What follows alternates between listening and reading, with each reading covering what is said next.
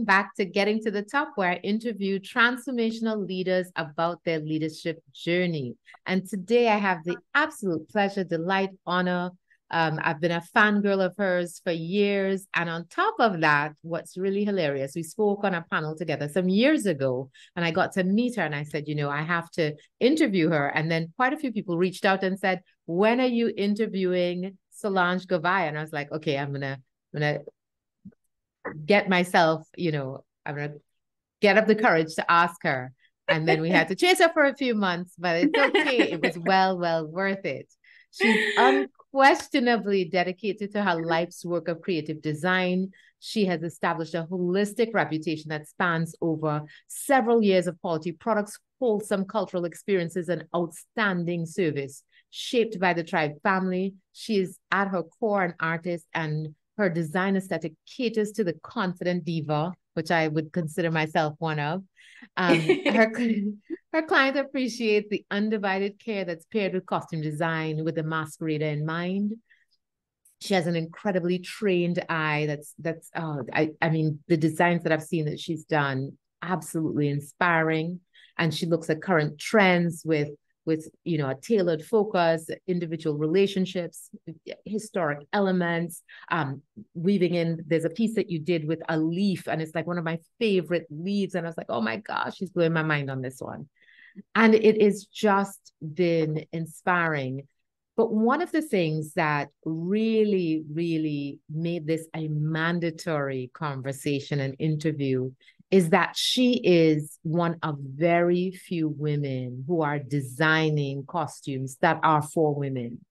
And it just boggles the mind as to why that is. And she's such an anomaly in that way, and has been a standout, well respected in the carnival industry. She currently serves as the manager of operations for Lost Tribe and Hearts Carnival bands. And we really need to understand from this absolute unicorn, what is the thing that she has done that somehow has allowed her to dominate in this space that is dominated by men? Welcome, Solange Govia. Thank you so much. And thank you for that intro. I was like, oh my gosh, that's me. Thank you so much for that intro. I'm not a person that does many interviews, but I met you and I think recognize energies. And I was like, I like this girl. I like this woman a lot. And what you have done for climate change and your activism is very admirable. So you got me here. So ask away. All right, good. So where did it start? How did you know? When did you first recognize that you were creative? I didn't. Really? So I knew I grew up in a family of artists, and they all could paint and draw. And I knew I was a creative, but I couldn't draw to save my life. So I think within the secondary school of Trinidad, if you couldn't draw, I just didn't feel like you could do art. It just says like, oh, well, you can't draw. Well, maybe you shouldn't do art. You know what I mean? It just left it in that little box at that point in time. I don't know if it's any different now. But when I went to university in Toronto, and I was very inspired by the fashion on the streets, and that kind of university lends itself to doing short courses, and I was able to do short courses, and I started off doing jewelry design. So actually my background is in jewelry design. And that's when I knew, oh, okay, I have a creative outlet now. I have a creative voice. It just wasn't in art like my family. It was in a different aspect, Yeah. So wonderful. So this was you. So you were taking art, couldn't draw, and decided art's not for you. So what, at the time when you were going to university, what did you think you were studying to do? Well, I was one of the people who knew what I didn't want to do. So I didn't want to be a doctor. I didn't want to be a lawyer. And I just kind of cancel things out. Like, this is not me. So I guess I'm studying business. You know what I mean? So I did a business degree, but I knew this wasn't it. And so that's where those short courses came in. I was like, I did a sewing course, I did a wire bending course, and I did a jewelry beading course. So I did 3 courses while I was studying. And I was like, okay, I really like working with my hands. And I studied, and I was good at business as well. And one of the things, the background university, I specialized in hospitality and tourism. So I specialized in that customer service aspect, which I think helped me shape who I am today. So I had that customer service training background, and then I had my little creative push. So, and then here I am. I just fell, fell into this really, literally. So yeah. Wonderful. So after college, now you realize, I have this passion for designing jewelry. I'm good at business. I've been trained in hospitality and tourism. So I have all of these skills, and it's like I'm making a soup, and it's starting to come together. I'm seeing some flavor forming here. Well, this is the thing. So people think that I would naturally, applied to different areas and got a job. No, it didn't happen like that at all. It was, I came home. I knew that I didn't want to stay abroad. I wanted to come home. I loved my country. I know I wanted to come back and work and live here, right? Mm-hmm. And raise my family here. I wanted to come back. So I came back after university, and I was just like, wasn't really looking for a job. And I wasn't doing anything yet. And then a friend of mine was like, well, we need help in a mass camp. So if you're looking for something while you were looking for a job, looking to do something, come and help. So I said, okay, sure. I'm not doing anything. Let me there. And then 1 week turned into 2 weeks, turned into 2 months, turned into here I am. How many years later? So it was definitely not planned. And I always tell people, my mother, who after spending all this money in university and stuff, was like, okay, so you're working in this mass camp. It's 2 months now. It's a year now. Because she's like, what career are you going to have here? Like, let's put this degree to use. And I'm like, no. And then all of a sudden she's like, okay, now I'm seeing it. Now I am seeing what you were doing, So that's what I said. It kind of fell into it. Not but really I like looking that. for it. But I like that. It was a willingness to try something, a willingness to do something, a willingness to follow a path, not necessarily thinking it was going to lead anywhere necessarily. You're like, well, I've studied these things. I have these ideas, but I'm not doing anything. I might as well do this. Might as well. Yeah. Might as well. So what was, when you first got into the mass camp, like, what were your impressions? You're like, oh my gosh, this is going to be a part of my life forever, or no, this is going to be a quick 2 weeks? I mean, I love the chaos. I came in as organized, so I kind of helped in that aspect.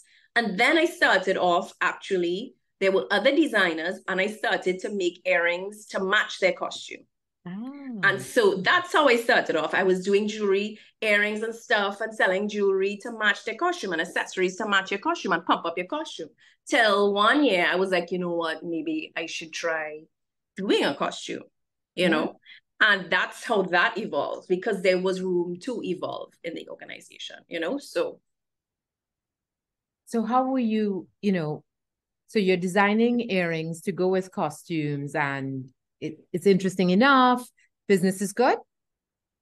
No, well, the thing is, I was working and I was doing earrings, and people were loving it.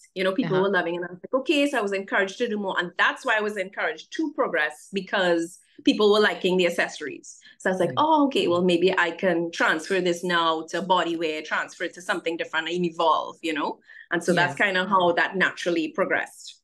Fantastic. So then you go into Heart Be Still, designing your first costume. What was that like? Were you intimidated? Were you excited? Did it turn out well? It did not. It did not. And I always tell people, I'm like, don't think that your first go is always going to be a winner. It did not. It didn't make it. I designed something, and then I went back again. I said, you know what? And I was given the opportunity to try again. And I'm really thankful for, obviously, at that point, Gail Cabral was like, come over to my house and gem in front of me, and she's kind of giving me some little pointers and all that stuff. So I had that kind of mentorship on that level, which I transferred to a lot of people, because that had a huge impact on me growing up. Like somebody giving you advice, somebody directing you, especially on carnival design, where there's no real schooling or no real books on how to make a carnival costume or how to design a carnival costume. You kind of have to do it, and you either hit or you either miss, So I had that. I was lucky to have that. And that's how that evolved that year into my first design. That's such an interesting point. So I went to the Carnival Museum, that they had at Millefleurs. I think it was earlier this year. And it was so Mhm. interesting when they were saying that like Peter Minshall had gone away to study making these massive costumes and realized there was nowhere else that they were doing what we were doing here. And so Yeah, he had to come right back home because in other places they make floats that are that you put it on a truck and it has wheels, but apart right. from that, it's immobile. Our costumes dance. Our kings and queens of Carnival, they interact, they move, they sway, they. Exactly. And it has to last the entire day, sometimes 2 days, So it's definitely, there was no blueprint. As I tell Yeah. people, there is no book like, the Carnival Costume for Dummies, that line of Yes. book. There was no book. And there isn't any book. And that's why I say for Tribe as well, there wasn't any book that said this is how to run a band. So there was no other corporation really that kind of like gave material or gave that mentorship. So everybody kind of had to learn as you go, which is Yeah. kind of like the Trinity thing to do. A very fend for yourself kind of. Yes. Yeah. Yes. Oh my goodness. So what was your inspiration for that first costume? Do you remember? I do. It was cage canary. It was a bird, funny enough. And I married the jewelry design that I did to the costume. So I used a lot of chain, I used a lot of jewelry elements, and I capitalized on that. Because I said I was not going to come in this business and do something generic looking. I really wanted to come in this business and people see a costume and be like, I think that's Solange's design. So Ah, you have a specific aesthetic that people will be like, I'm seeing an element of Solange in this. You know what I mean? yes, And some yes. people have said that. They're like, I knew which costume was yours when I walked in. And I kind of take that. I'm like, okay, good. Because Yeah. that's what I try to do. That is what the goal is. Yeah, you have a very specific perspective, and I like that, because that's the thing. You don't want something that just looks like, well, anybody could have done that. You want Yes. it to be you.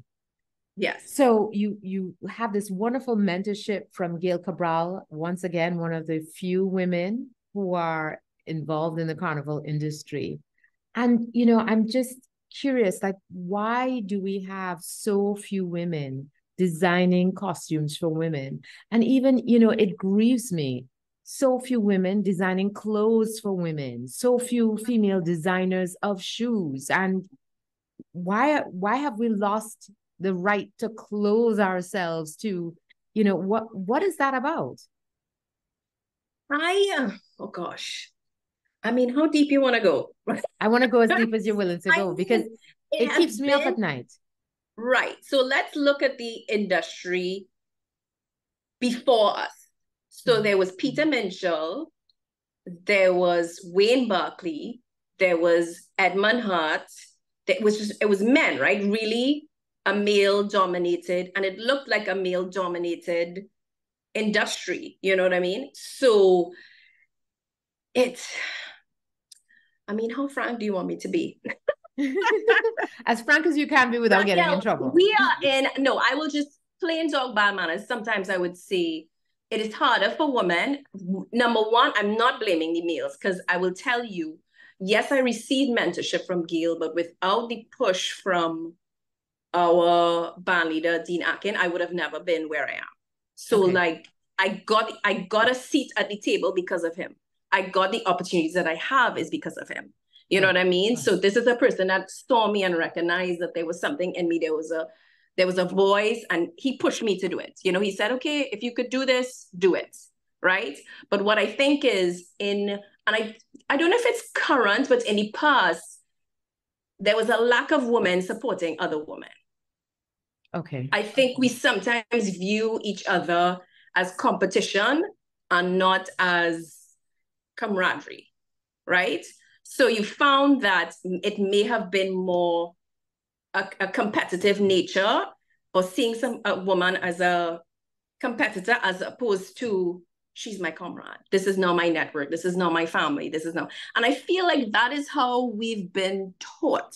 So I wouldn't say that it is necessarily just for the carnival industry. Like I'm sure you've experienced that as well.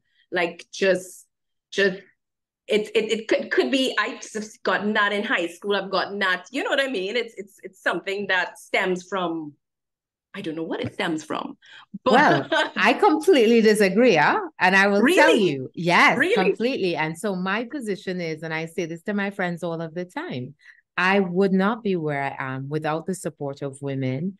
And oh, for sure. far more women have helped me than have hurt me. But when I look at who are the people who have either, gotten in my way or tried to hold me back, equal parts, men and women. There's Really? no, yes. So it isn't, I feel like what happens with women and this perception of women hold each other back, it's more about if there is a limited number of seats, then the perception is, well, women are competing for that one seat.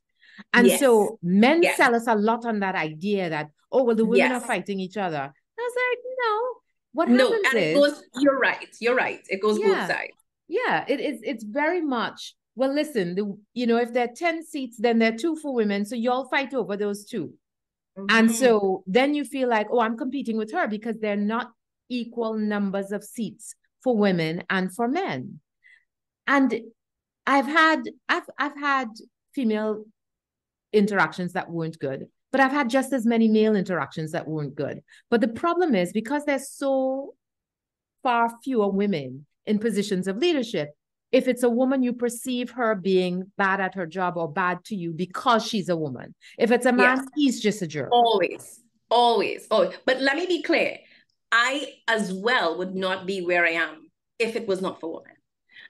My women make up my team. Women are the ones who have been most loyal to me. That's not what I mean. I'm not saying like all women, etc. But I'm saying is that, as you said, because there's so few opportunities, it is seem like a competitive nature, and that may bring out a certain competitive vibe between other women.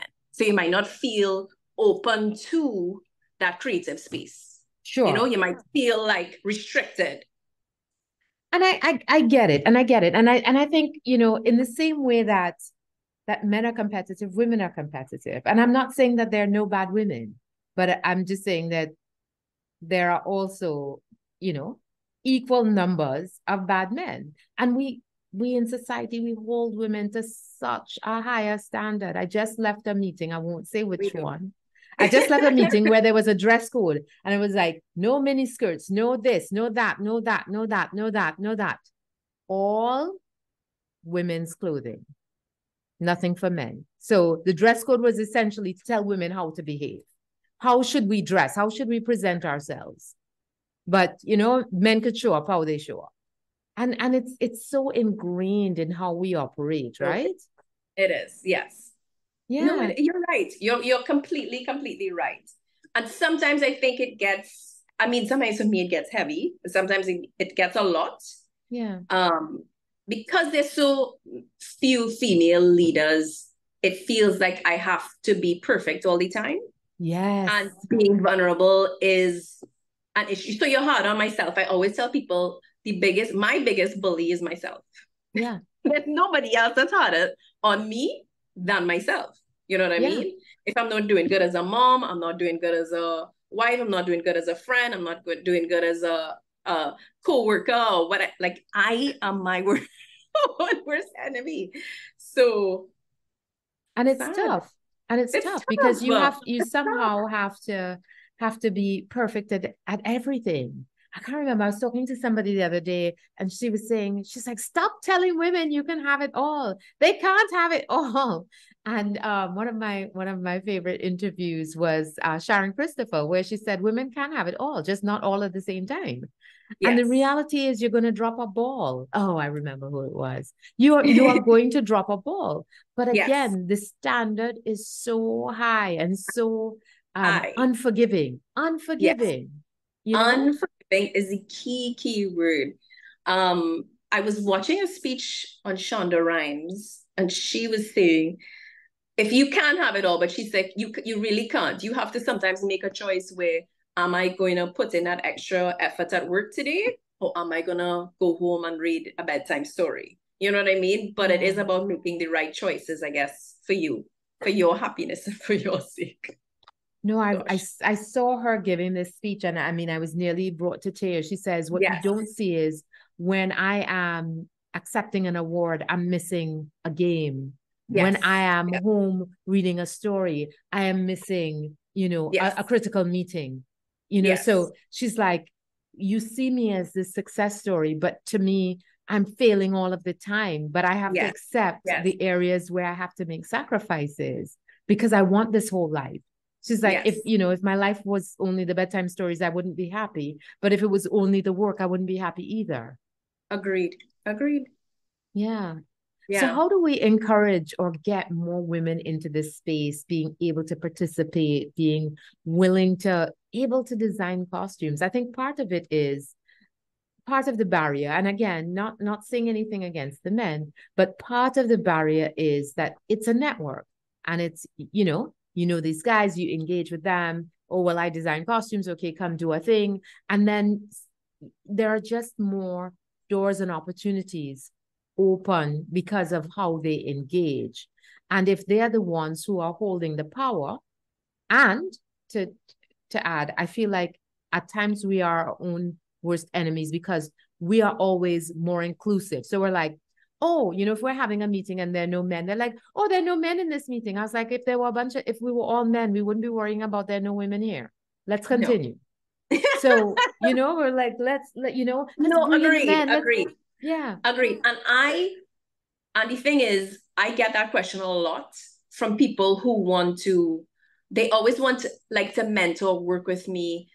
And I always tell people, my schedule is so crazy, I would never bring on a mentee, but that's what drove me to start programs like the Sip and Create, where I'm actually teaching people how to make costumes, or if they're designers. Well, I've reached a position now where I have been design lead for a number of bands, which that position holds where you see everybody's design and you give critical feedback on it, and you motivate them and tell them how to do it. I love when a new designer shows me and I'm able to give them feedback on their stuff. I love when people want to get in the business. I'm not, but I always brace people as like, it is an expensive business to get into because you have to put the money up front to make your prototype. Right? It's not like you could sell yourself on a sketch anymore. You actually have to build a prototype to show your skill, or you have to practice with gems to show your skill, you know? And that's why I wanted to start. I started the Sip and Create because we're using the gems and materials we have here. And it's just for you to see, oh, do you really want to do this? Here is a little test of if you want to do this. You know, so it's like the Sip and paints that they usually have, but it's Sip and Create. So you might design your own monokini. It's an idea I came up with during the pandemic to kind of, because I'm always getting that. And I always feel so bad when always getting that question is, we want to learn from you. We want to learn from you. And that's kind of what, and I'm not a huge social media person as in myself, right? So I like my work to speak for myself, but I don't want to be on social media. I know that's strange, but I don't want to be there. Here is my work, right? But people want the story. And when I started to tell stories behind my design, I was realizing, oh my God. So that is my way of giving back too. So I tell people the story and I show people the story, that it's not just I just bought a couple of gems, I sat down and stuck it on a bra and it took me an hour and that's it. And here you go. No, they're ups, they're downs, there's sketches, there's tears, and I'm very open about everything. Like, this is what went on. This took me 2-3 months to do. You know what I mean? I tell people cut and dry, and I think that is me being more open, is me giving back, and also me giving my expertise and advice, which is what I happen to get, I was really appreciative for. So tell me about this Sip and Create. How am I hearing about this for the first time? Well, this is the thing. I have to execute. I did a test run and it went so well. And then it happened right at the beginning of the pandemic. And then I couldn't have it in person because it was an in-person class. Right? Yes. So I couldn't have it anymore. And then I've yet to start back because we're now starting to get our footing back from it. But it's basically, I had a group of girls that were interested in designing. I told them bring their own monokini. I put out some gems and stuff, and I was giving them pointers about where to stick, just things to see if they were able to do it. And that's how it starts off. It might start off by you just doing your own Monday wear. You know what I mean? And you might be like, I like this. Oh my gosh, you have to do that. And I want to come to the class and make my own Monday wear. Yes, I have to start it back. But again, as well, you're a woman, you know, life gets crazy. And so life got crazy. So I haven't been able to have like the first class, well, another class as a result of it. But I definitely have to have another class soon. Yeah, Teaching now girl. I'll give Yeah. you a joke. Somebody reached out to me to write this article for this scientific journal, right? And this was somewhere early in August. And I kept saying, let me see if I can write and do, and what would it require and should I do it and is it worth it? And then I realized over a month had passed. I said, I didn't even have the time to respond to this email. I definitely do not have time to write an article for your scientific journal. Well, because you've been trying to interview me all the time, and I'm like, oh my God, it's launch time. And like you know how it's life. Life gets complicated. So yeah. But yeah. But as obviously more than I do, because you give back a lot. You have to do it, and it's for your own energy. And for me, you have to give that energy. You have to put that energy back into the universe. Give somebody else that opportunity for sure. I mean, that's how I feel for sure. And I totally understand, the social media aspect and not necessarily wanting to be out there. I'm struggling with it as well. And I'm just like, oh my gosh, you've got to do it. And struggling, yeah.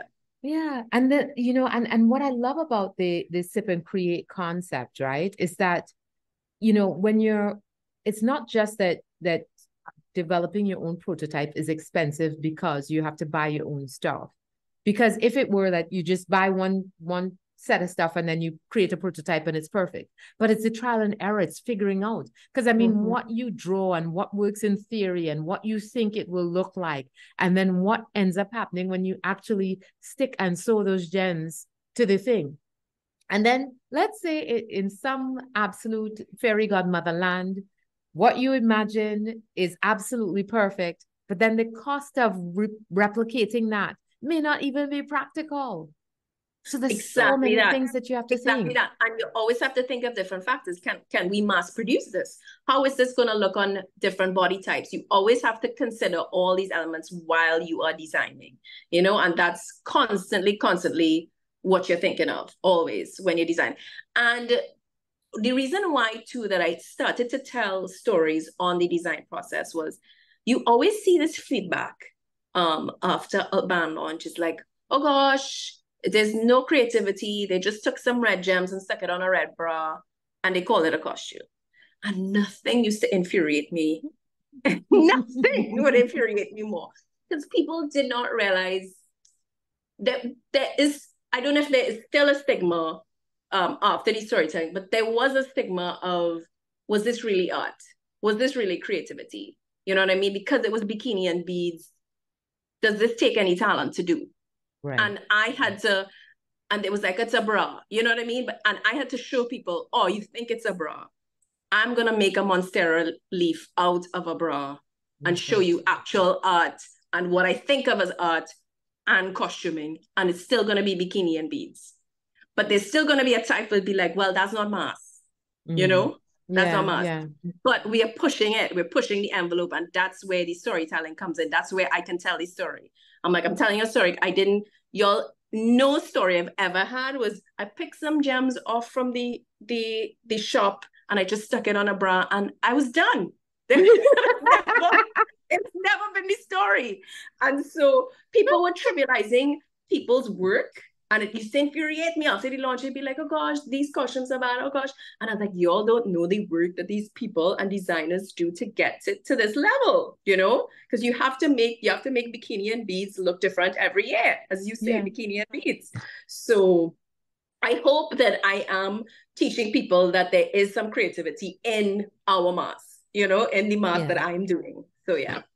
But I think, the fact is, and a lot of people come to me with this, oh, this is not mass anymore. And I'm like, everything evolves, and it's evolving. Now, if you don't like the direction into which it's evolving, that's a fair point. But I also see, there's Lost Tribe that's doing something very different. There's, and you're seeing it's almost like a tree with branches, and the branches are going in different directions. So there is something, I think, for everybody to appreciate. No, and I promise I promise you, the day that you pick up some gems and stick it to a bra and it works immediately, you'd be terrified. You're like, oh my God.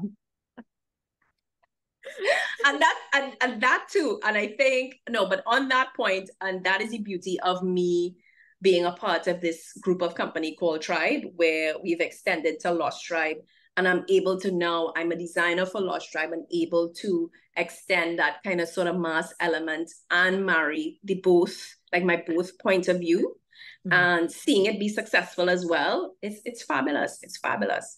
But no, I get your point. It's not easy. And I try to tell people, I have these grand ideas that I will go and be one of those YouTube people that shows you how to do it and then I'm like, always like, no, I'm not putting myself in front of the camera ever, you know? So it's always, again, your own inner demons, your inner battles. And yeah, Sip and Create was my answer to that. And I can handle, you know, a class of students. So yeah. No, I really hope you pick that back up. And the thing is, the reality is, you know, people think that YouTube is simple. It really isn't, because then you have to edit, and there's post-production, and there is, you know, the tagging and making sure that everything is right. And, you know, so, I mean, nothing sort of worth doing is without the required effort. And I think that that is so important for people to get.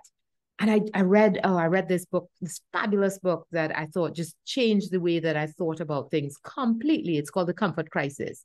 And it talks about things aren't supposed to be easy. The minute that things are too easy for us as human beings, we get depressed and we get upset and we invent problems in our lives, because we have evolved over these millions of years from having to struggle and having to do hard work and having to figure things out. So you can chase the comfort all you want, and there's nothing wrong with being comfortable. Yes. But you also have to challenge yourself. No, agreed. Totally agree. Totally agree. Yeah. It's a constant battle though, I totally agree. So tell me, what kind of leader are you? What kind of leader are you? And I just sort of fell into leadership. You know, I just found that a lot more designers, a lot more people were asking for my feedback. And I was like, oh, okay, people really, you know, I kind of want to hear my point of view. You know what I mean? So I think I'm a very open leader. It took me a while to become a leader because I was a workaholic. I did not delegate. And then you realize you can't do it all.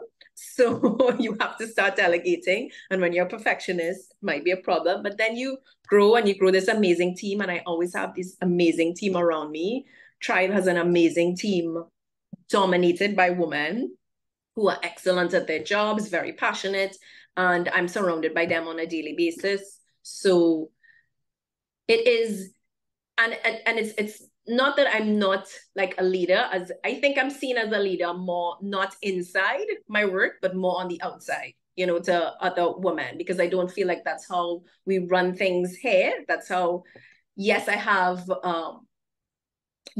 staff and etc. that we have to have meetings, etc. But I have a more open style, I feel. I feel like a more open style. I never close my office door. It's only closed because of this interview today, but it's never closed. It's always open. And I always tell any committee, marketing, anybody, designer, come walk through and let's talk. Because I love to talk and I love to talk about a problem and I always love to solve a problem. So that's me. Especially a problem with your costume. Let's figure it out and let's make it happen. So love it. And what's your vision for the industry? Ooh. It's a tough one. What is my vision for the industry? Well, I could tell you what the vision for me is, right? On a personal level, I am trying to bridge the gap between Carnival and fashion. So let me explain. I keep seeing, as you said, I watch all the trends. I have John Galliano, Alexander McQueen, all these designers that I've watched all over in my entire life and admire. And then I see them using costume elements, the feathers, the beads, the gems on their costuming, couture pieces, etc. And I'm like, but that's what I'm doing. Yeah. That is what I'm doing. So why is my stuff perceived as a trivial bikini and these costume and they're creating art? Yeah. And I feel it's how we market it. So imagine seeing now, you're going to see Beyonce had a whole concert and every piece that she wore look like this amazing costume. Yeah. You know, there was a bridge between costume and fashion. And for me personally, one of my goals or the vision for the future is marrying that gap and now selling pieces and bringing in the aspect of costumes being sustainable and reusable. So it's not a one-use item. And that was, for me, my vision this year. That was for me when I created that Monstera leaf bra. Oh, I love it. I am going to be marketing that. I saw it and I went wild for it.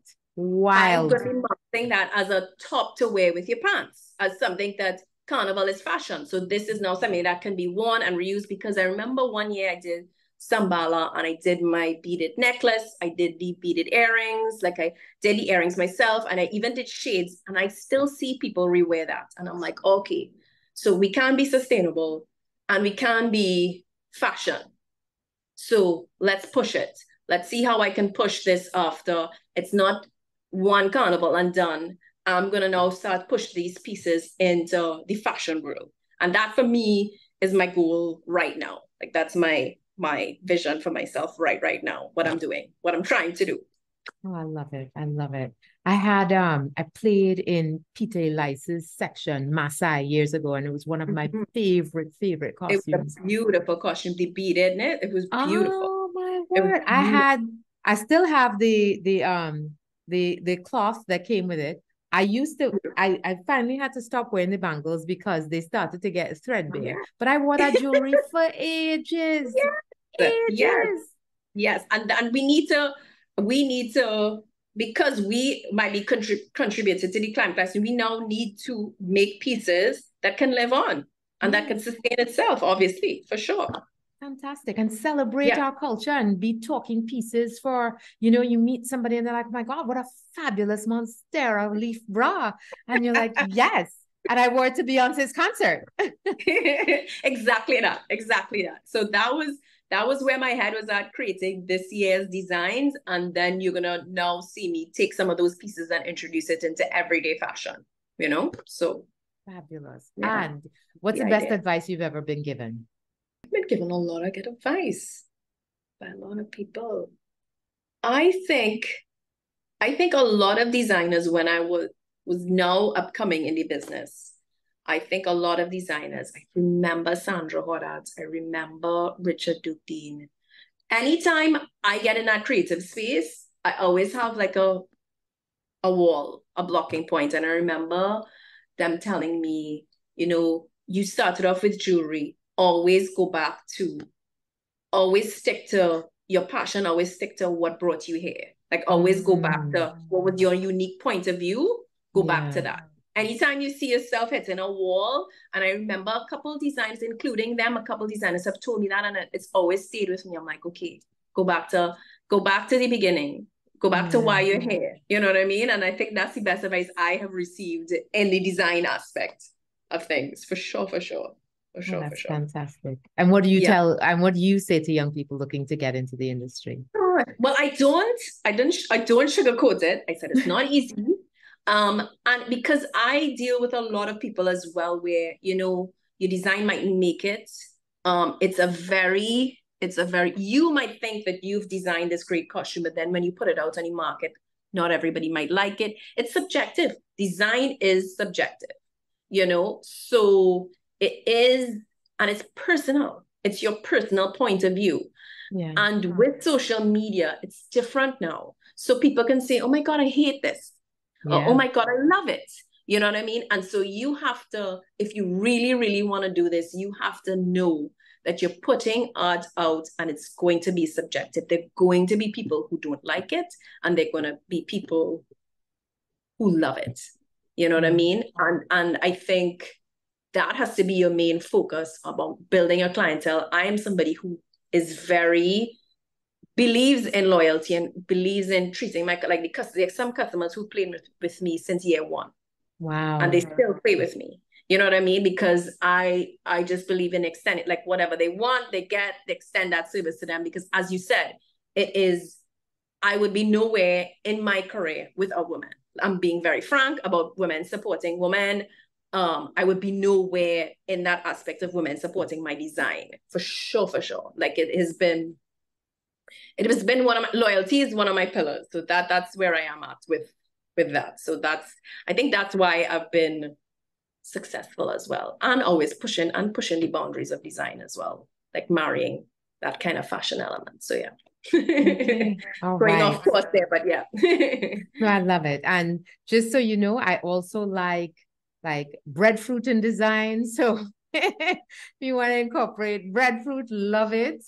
Um, like anything that incorporates the environment, actually, I think it's Of just course. beautiful. Of So course. so Yeah. keep doing what you do, keep inspiring a lot of young women who are looking to you as one of the few but absolute standout stars in the industry. And thank you for the beauty that you create, and you know that gives us joy. And I would love to have an everyday piece, you know, that I can wear, that's artistic but fun. Yay. Okay, coming soon. Fabulous, fabulous, Let's see. fabulous. Let's see. I'm hoping it goes well. So we'll see. We'll see. Yeah. Believe it. Absolutely Yeah. believe it. All right. Well, wonderful. Thank you so much for staying with Thank us to the you end so of this much. episode of Thank you Getting to so the much. Top. It has been an absolute pleasure. Enjoy interviewing you, Solange, and I'm so glad we finally got to do this. I know. Thank you. Again, it's nice to talk to another very successful woman. And thank you so much for this opportunity. Yeah. Wonderful, wonderful. And if you haven't already, please subscribe, and we look forward to seeing you on the next episode of Getting to the Top. Thank you. Bye.